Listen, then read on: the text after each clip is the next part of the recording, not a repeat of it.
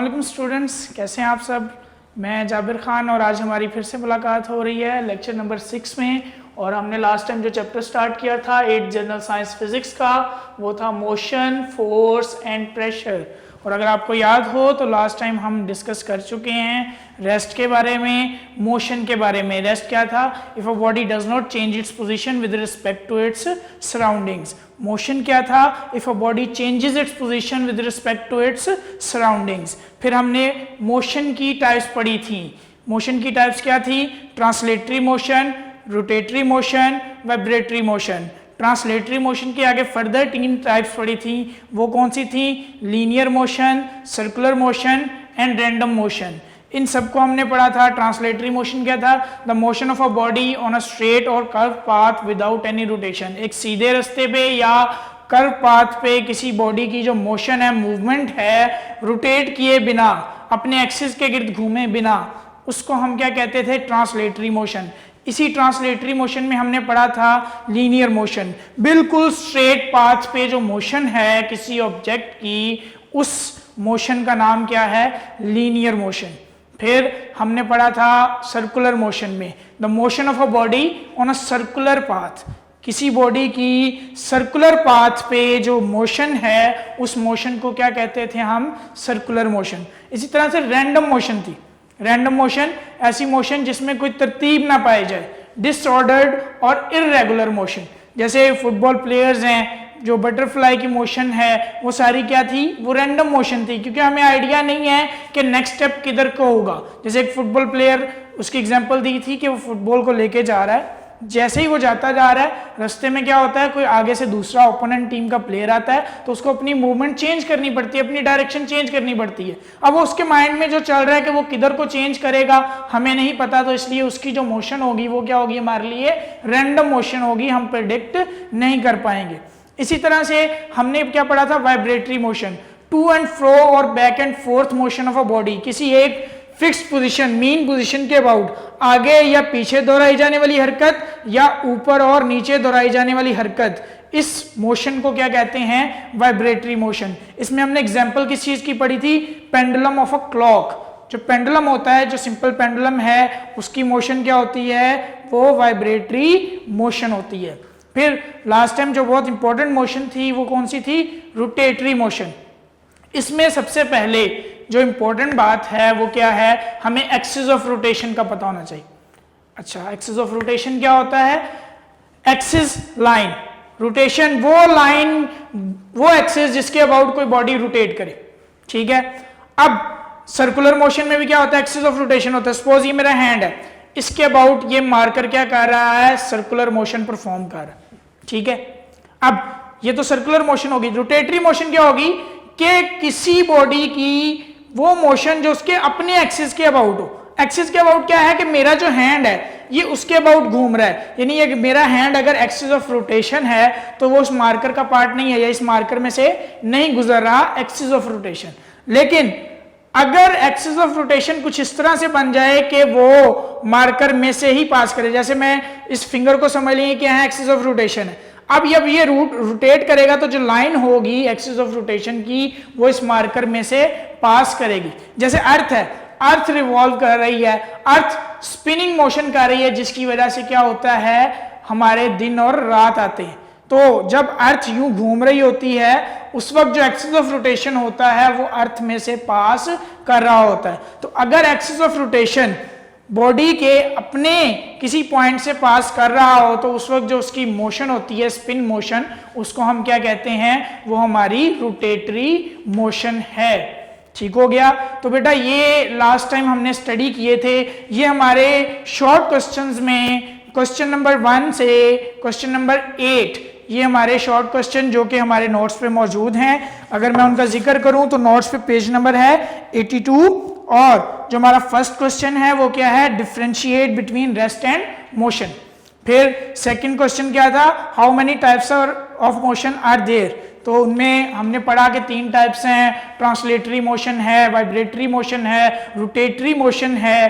Translatory में further 3 types हैं, linear, इसी तरह से सर्कुलर और रैंडम मोशन। फिर नेक्स्ट थर्ड शॉर्ट क्वेश्चन है डिफाइन ट्रांसलेटरी मोशन, तो ये भी हम पढ़ चुके हैं। Define circular motion, define random motion, define rotatory motion, define linear motion miss हो गया जो कि क्वेश्चन नंबर 4 है। इसी तरह से क्वेश्चन नंबर 8 है define vibratory motion, give example. तो ये बेटा वो काम है जो प्रीवियसली हम परफॉर्म कर चुके हैं। आज जो हम टॉपिक स्टार्ट करने जा रहे हैं वो बहुत इंपॉर्टेंट है। वो क्या है बेटा? वो टॉपिक है distance and displacement.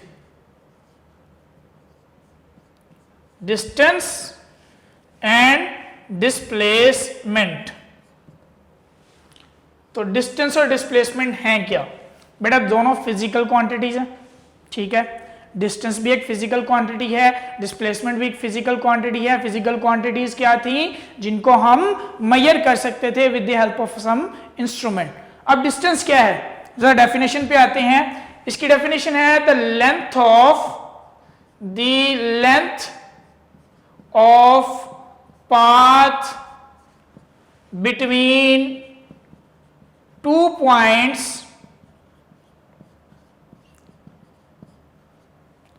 is called distance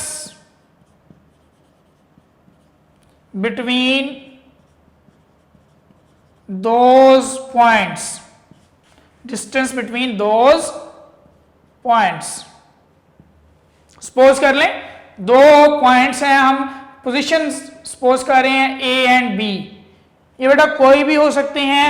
ए आपका होम हो सकता है और बी क्या हो सकता है? ये आपका स्कूल हो सकता है, नेबर्स हाउस हो सकता है, कोई पार्क हो सकती है जहां पे आप जाना चाह रहे हैं। अब जब भी ऐसा कुछ होता है 2 पॉइंट्स के दरमियान जो डिस्टेंस है, जब आप कोई पाथ फॉलो करते हैं, सपोज आप अपने घर से किसी पार्क में जाना चाह रहे हैं, तो अपने घर से यूं निकल के पार्क की तरफ जाते हैं। अब क्या हुआ? आपने ए पोजीशन से, ए पॉइंट से बी पॉइंट तक ये जो पाथ ट्रेवल किया है, इस पाथ की जो लेंथ होगी, the length of path between 2 points is called distance between those 2 points. The length of path between 2 points A and B, initial and final position, A को initial कह दें, B को final। ये बेटा कोई जरूरी नहीं है, हम B को भी initial कह सकते हैं, A को भी final कह सकते हैं। तो इनके दरमियान जो पाथ है ये, इसकी जो लेंथ होगी, उस लेंथ का नाम क्या होगा? डिस्टेंस। अब मजेदार बात क्या आई? क्या कहा मैंने? Length of path, it mean distance is a length. तो लेंथ को मेजर करने के लिए हम कौन सा यूनिट इस्तेमाल करते थे?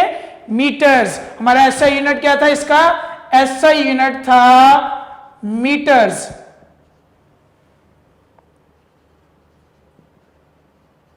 तो हमारा जो एसआई यूनिट है डिस्टेंस का, वो क्या है? मीटर है, ठीक है। अक्सर हम लोग ये रूटीन में ये टर्म भी यूज करते हैं, आज मैंने 5 किलोमीटर डिस्टेंस ट्रेवल किया, ठीक है। अब वो जो आप पैमाइश बता रहे हैं, 5 क्या है? मैग्नीट्यूड है। और किलोमीटर्स, किलो तो प्रीफिक्स है, मीटर क्या है? यूनिट है डिस्टेंस का। तो बेटा ये क्या है? हमारा डिस्टेंस है। अब आ जाते हैं हमारे डिस्प्लेसमेंट पे। ये इससे मिलता जुलता है लेकिन फर्क है, डिफरेंस है इन दोनों में। डिस्प्लेसमेंट क्या है? डिस्प्लेसमेंट है बेटा हमारा the difference between initial position and final position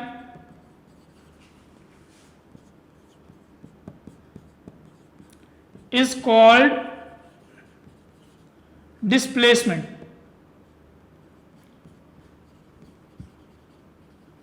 In other words,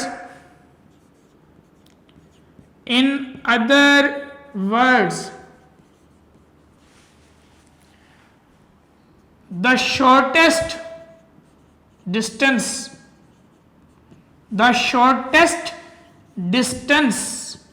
between 2 points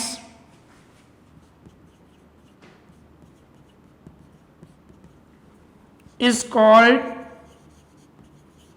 displacement. which has magnitude and direction.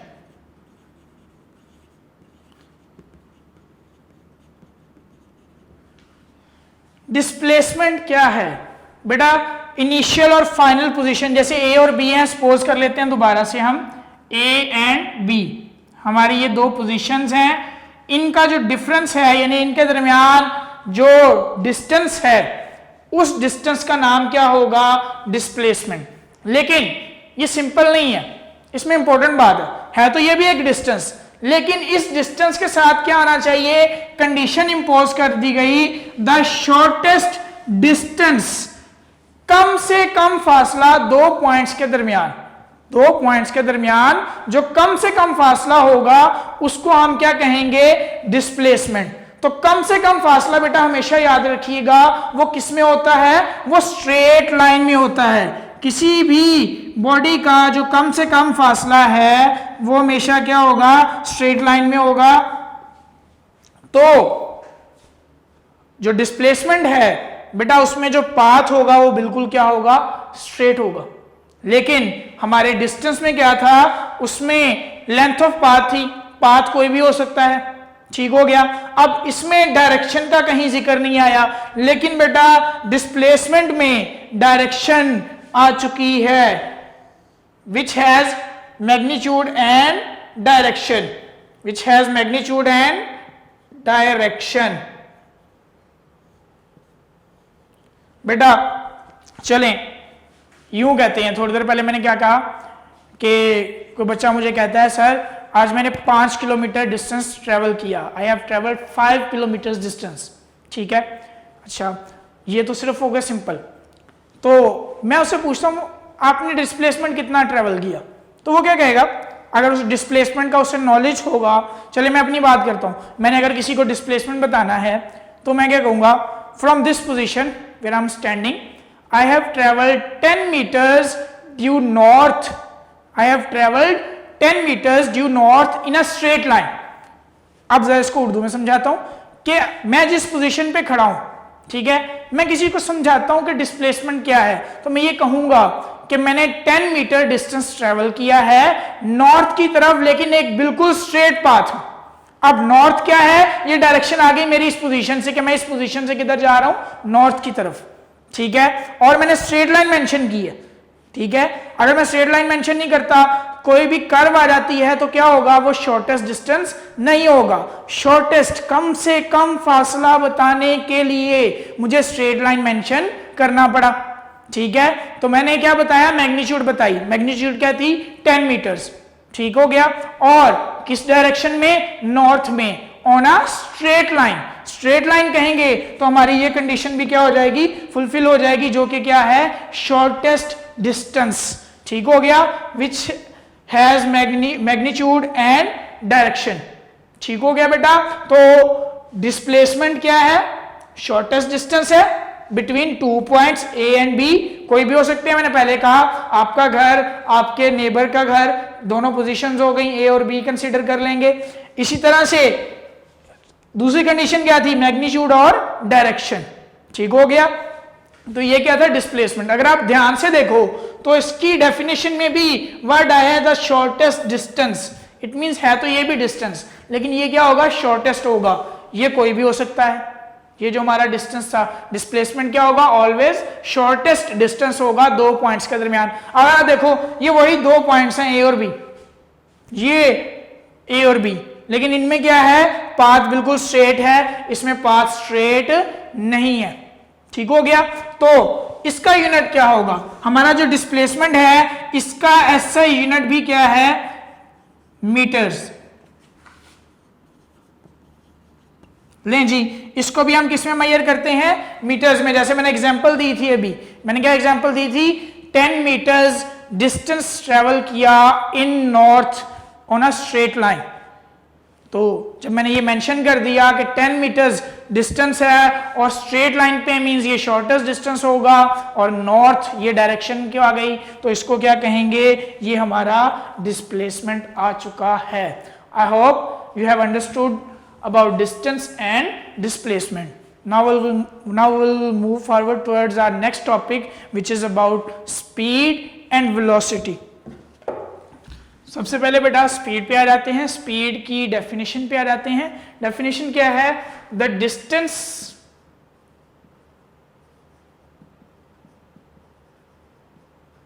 covered by a moving body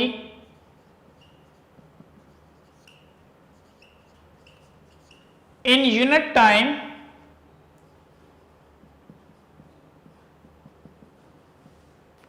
is called